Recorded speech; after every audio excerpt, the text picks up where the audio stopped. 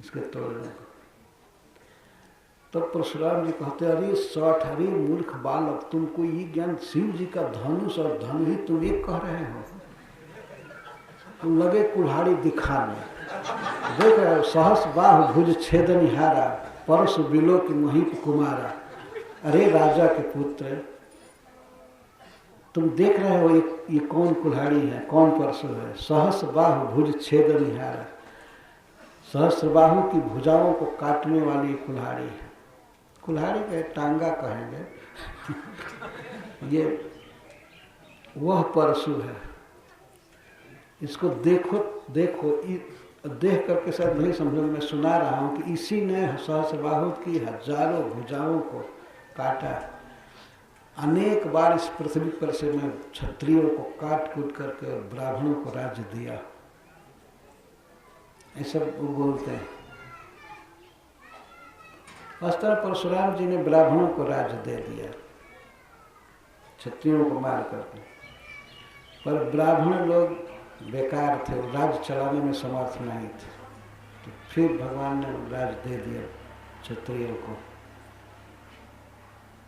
ये कथा है श्रीमद् भागवत में। तो उसकी याद दिला रहा है कि ये कुल्हाड़ी है, इससे मैंने काटा है क्षत्रियों को।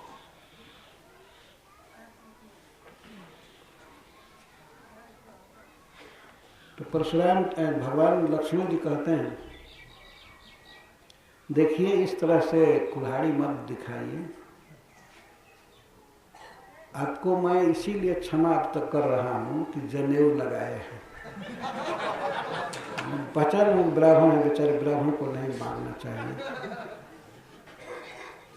विप्र समझ करके मैं कुछ नहीं कर रहा। तो परशुराम जी तो और दग्ध हो गए। आज दया दुख दुसह सहाला। आज मैं दया के कारण ये सब सह रहा हूँ। दया ये दुख सहवा रही है, अर्थात दया के कारण तुमको नहीं मार रहा। तो लक्ष्मण जी कहते हैं, दया होने पर इतना क्रोध हो रहा है, तो क्रोधित हो जाएंगे तो क्या होगा? दया कर रहे हैं, दया करके एक राजपूत का वध नहीं कर रहे हैं, लक्ष्मण जी का वध नहीं कर रहे हैं, ये बोल रहे हैं। आज दया दुख दुसह सहावा। ओह, दया ने आज बहुत दुख सहवा दिया। अजीब अजीब भाषा है। जब दया आ रही है इसलिए नहीं मार रहा हूं, यही दया है। इस तरह से उटपटांग बोल रहे हैं, ये कर रहे हैं।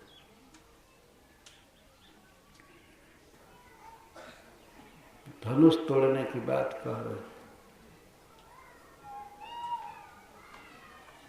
तो इस तरह से बहुत बातें हुई।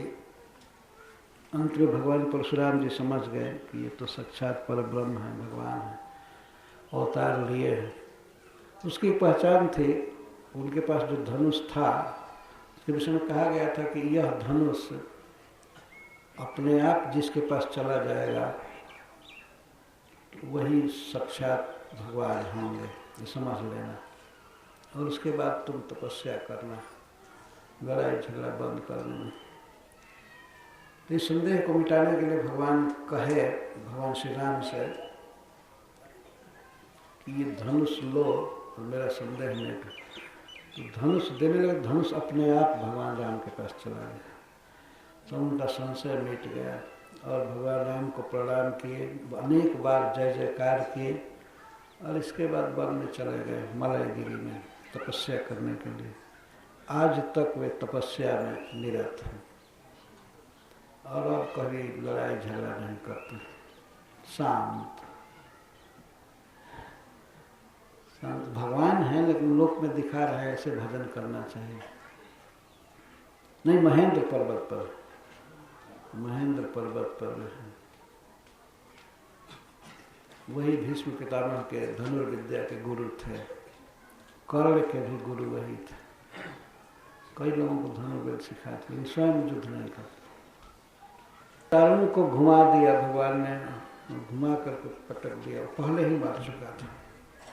और गजपति को, गजों में जो सरदार था कुल्लया पीर, उसकी पूंछ पकड़ करके घुमाते रहे और सूंड पकड़ करके और अंत में उसको पटके अपना एक लात दिए उसके कंधे पर, एक दांत उखाड़ लिए उसका, दांत उखाड़ करके उसी दांत से उसको पीटने लगे। तो जब बलराम जी ने देखा कि कृष्ण एक दांत उखाड़ा है तो दूसरा दांत वो भी उखाड़ लिया और वो भी पीटने लगे। कुबला पीड़ मर गया, उसका लाश अलग कर दिया, गेट खुल गया।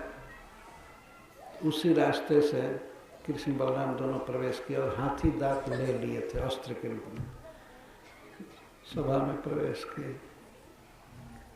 हाथी को मारते समय तो श्री नंद महाराज देखे नहीं थे, तो सभा में पहले ही बैठ गए थे। किसी ने कहा था कि बाबा आप लोग चलिए सीट लीजिए, हमको तो कहीं भी मिल जाएगा सीट, लेकिन आप लोगों को कठिनाई पड़ेगी, और पहले चले जाइए पहले। वे नहीं चाहते थे कि नंद बाबा देखे कि ये लोग हाथी से लड़ाई किए, तो नंद बाबा बहुत घबराते या कह देते कि क्या जाने की जरूरत है, छोड़ दो, रास्ता बंद है तो इधर ही रह जाओ, जाने की जरूरत नहीं है, खतरा है। जब मूल गेट पर ही हाथी तिरछा खड़ा किया गया था, कृष्ण जाकर के महावत से कहे कि हे अम्बस्ट महावत, हाथी को अलग करो, रास्ता साफ करो, और नहीं, अगर तुमने नहीं किया तो तुमको और हाथी को दोनों को जमराज के यहाँ भेज देंगे। तो तुम मारना ही था, उसमें क्रोध पैदा करना था। इतना सुनते ही अम्बस्ट हाथी का चलाने वाला महावत काल के समान भयानक हाथी को प्रेरित किया कृष्ण को मारने के लिए। तो यदि नंद बाबा होते वहां तो कृष्ण को रोक दिए होते, क्या जाने की जरूरत है, छोड़ो, चलो ब्रज में लौट जाओ, नहीं जाना। अपने बेटा को लेकर के लौट जाते तो कोई जबरदस्ती थोड़े करता कि नहीं नहीं रहो। कंस भी बड़ा धूर्तता से उनको बुलाया था अक्रूर जी के द्वारा। तो भगवान नहीं चाहते थे कि नंद बाबा का हृदय घबराए और वे हमको लीला करने से रोक दें, रोक सकते थे ना,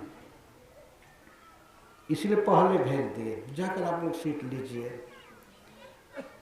राजा कंस आपके लिए रखा होगा सिंहासन या कुर्सी जो भी है रखा होगा, लिखा भी होगा ब्रजवासीज, ब्रजवासी जन यहाँ बैठेंगे।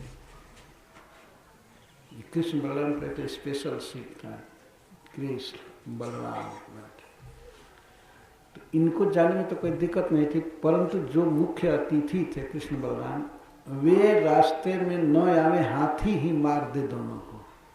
कंस इसकी व्यवस्था किया था, कहा भी था कि महावत सुनो, हाथी को ऐसी जगह खड़ा करना जहाँ निकलने की जगह न हो गेट पर, दोनों आएंगे बस हाथी को प्रेरित करके उनको चिरवा देना, मार देना। तो इसीलिए मैं ये याद करूँगी, नंद बाबा कुबलिया पेड़ हाथी के वध को नहीं देखे थे, पर सुने तुरंत, वही लोग हल्ला कर रहे थे कि हाथी को मार दिए लोग, हाथी को मार दिया। उसका प्रमाण ये था कि दोनों हाथी का दांत लिए लिए प्रवेश किए। उसको तो नंद बाबा ने देखा था, हाथी दांत लिए हुए, हाड़ टांगे हुए दोनों भाई प्रवेश की, फिर भी बहुत सुंदर लग रहे थे। हाथी का दांत महंगा होता तो उसको क्यों छोड़ दे, लिए लिए ही प्रवेश किए। ये सब लीलाएं नंद बाबा ने देखा था। तालत्रयम महासागरम, और जो धनुष तोड़े थे उसके विषय में कुछ कह रहे हैं, तो हम यहीं पर बातचीत बंद करते हैं। नंद बाबा रात भर बोलते रहे और उद्धव जी भी रात भर जवाब देते रहे, दोनों सोए नहीं। वो रात ऐसे ही बीत गए कृष्ण की वार्ता करने में। शेष प्रसंग को कल कहा जाएगा। हरे कृष्ण, हरे कृष्ण।